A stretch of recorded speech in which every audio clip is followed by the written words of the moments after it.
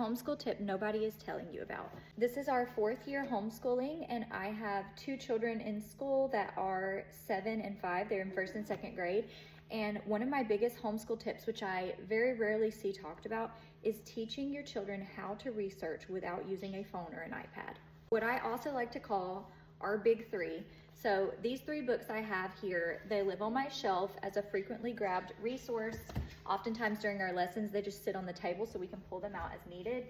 And the big 3 for me are a good children's encyclopedia, a thesaurus, and a children's dictionary. So on any given day, how we would use these is the dictionary would sit on the table, and before I was finding myself a lot of times looking up a word. If my children would ask what it meant, I would pull up my phone and Google what the word meant if I also didn't know, so I could give them a good explanation.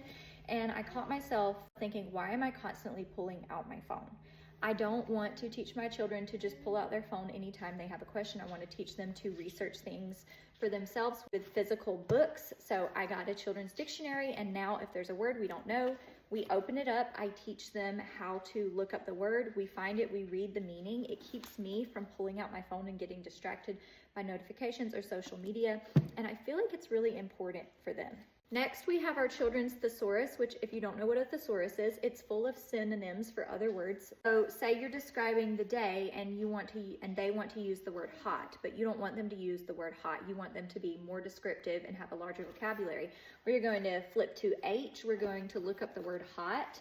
And here you can see the synonyms. We have sweltering, sultry, torrid, warm, lukewarm, tepid. We use this a lot when we are writing. Last out of our big 3 is our children's encyclopedia. This is the Usborne one, but it's basically just a really, really good resource on whatever topic you're learning about to be able to flip to a page and have more information on that. So like randomly opening it up, there's a page on telephones and cell phones.